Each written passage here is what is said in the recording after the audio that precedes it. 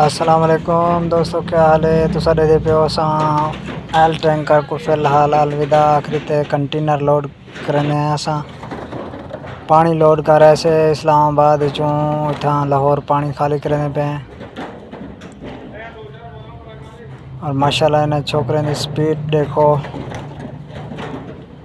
Speed बोतल लेने खड़े ने। कंटेनर घंटे के अंदर कंटेनर पूरा खाली कर 1100 बोतल होंगी है। वल हिने विच खाली बोतल लोड करके वल कंटेनर इन्हें रवाना कर रहे होने।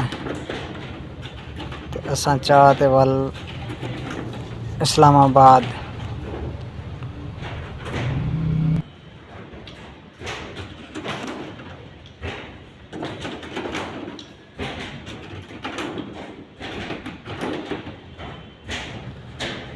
एवं कंटेनर मुकम्मल खाली थी वाला है, बस थोड़ी जी बोतल बचे दिन हूँ वाल खाली बोतल वाल लोड करे सन।